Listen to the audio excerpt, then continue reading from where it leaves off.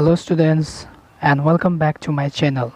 Today we are going to learn a new unit from NCERT Social Science textbook. Before we start, let's try to understand about the first stage of our prehistory.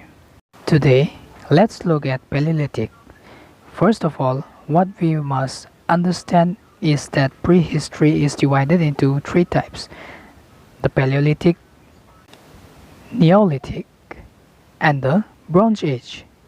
The Paleolithic age speaks about the appearance of the first human beings and ends 8,000 years before Christ.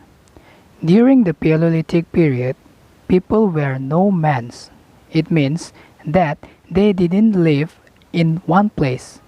They were in search of food and shelter. They constantly moved on in search of hunting animals. They lived in tribes, in small groups formed by families, in the caves. They paint on the walls as a memory of killing animals. Look, here are a few examples that these first paintings represents and were drawn 1000 years ago. Both Paleolithic men and women wore animals' skins and barks of the trees, and they used tools such as an axe, spears, which are made of stones, woods, and bones to kill wild animals. With the passing of time, these first human beings became more and more intelligent and began to domesticate animals such as dogs, goats, sheep, and pigs. They also began to cultivate plants. They have developed their minds and started to cultivate crops like wheat, paddy, etc. So students, we can take an example of the modern age. As of now, we have developed so many things relating to the past. So students, this was just an example that you have studied in the previous class. So now let's get back to the unit: how, when, and where. So students, this lesson is very important to know what are the things behind history. In simple language, history is nothing but the study of past events or which is connected with a particular person or a thing. The first topic is how important are dates. Why dates are so important in history. If we see about the historians, the first thing is who were the historians? Those who writes the history by collecting all the datas. So historians were fascinated with dates that which rulers were crowned. It means a sign as the king or battle were fought or won. The historians were fascinated with this because they were curious to know about all the past.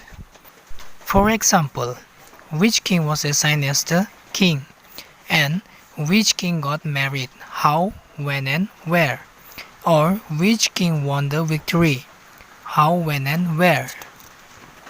If we use our common sense, history was synonymous only with dates.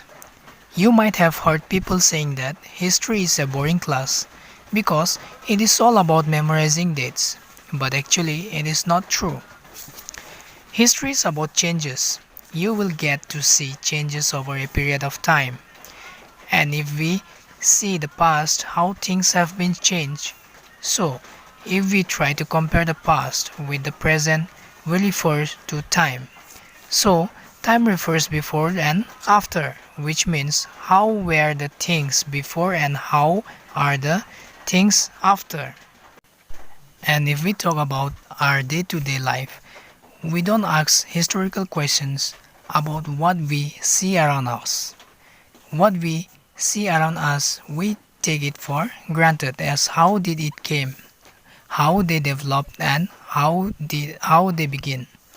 It is because we take it for granted as it was there since from beginning. But most of us wonder and wants to know and ask historical questions. For example, If we see someone sipping a cup of tea to the roadside at tea stall, so we may wonder according to our moment and ask question, when did people begin to drink tea or coffee? Or the question may arise in our mind that how, when, and where did tea and coffee originated? And how did people develop its taste? These kind of questions may arise in your mind. That is why history plays an important role in our day-to-day life. Now, see the above diagram 1. The picture above shows the power of British. This diagram depicts that how the Brahmins had given willingly the power to the Britannia, that means to the British. So let's discuss little bit about the Shastras. Robert Clive asked to Rennell to produce or to make a map of India. So Rennell saw that preparation of Indian map is essential to know the process of domination. So the picture here tries to suggest that Indians willingly gave over their taxes to Britannia, the symbol of British power. So now, coming back to the second page. The historical question refers us back to notion of time. But time does not have to be precisely dated in terms of a particular year or a month. So we can't say everything now. What is the reason behind that? You see, people in India did not begin drinking tea one fine day and develop a taste over in time.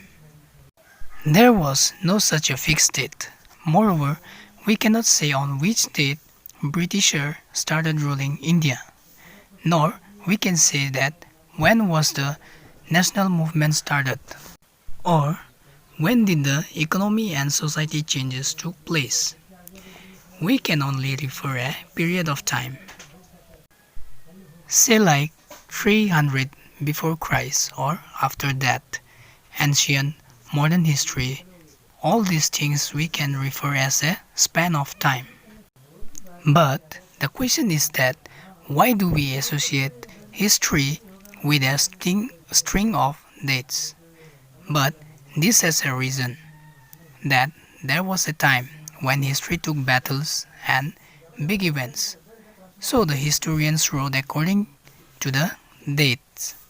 Say like in which year a king was crowned, when he got married, and when he had child, the year he took battle in the war, and the year he died, or who was the next ruler after his death.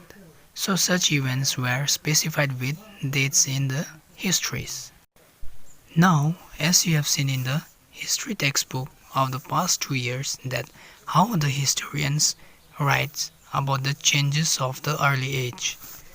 They look at how people earn their livelihoods, what they produce and eat, how cities develop and markets came up, how kingdoms were formed and how new ideas spread out, and how cultures and society have changed. Now, coming back to figure 2, Lipton's tea. This is the advertisement of 1992, which is known as Lipton's tea. A man in this picture is Prince Arthur, the third son of Queen Victoria. He also got the title Duke of Connaught. Now, which dates? Which means which dates are important to us and by what reason? All the dates becomes important as we compose our story of the past and we focus on a particular set of events. Let's consider an example that the historians which were written by the British historians in India, which shows us that the dates are very important to us. These histories became familiar with the first Governor General Warren Hastings, who was the first Governor General of India in 1774 till 1785. He was the Governor General in India and hence with the last Viceroy, who was known as Lord Mountbatten. That is why it is very important to know about the dates. Page 3. Coming to the other Governor Generals and Viceroys, like Hastings, Wellesley, Banting, Dalhousie, Canning, etc. They were never-ending succession as the Governor General or as the Viceroys. All the dates in history were linked to these personalities, their activities, policies, achievements, as if this was nothing outside besides their lives. These were important for us to know which is separately marked or the chapter is given separately about the history of British India. Now, can we say that why history has separate segments or separate chapters? Well, it is because history has different parts like part 1, part 2, part 3, etc. So, why do we divide the chapters? We divide these chapters to make a proper story which makes sense and can be easy to understand. So that's all for today. Stay tuned to see the next video. Thank you.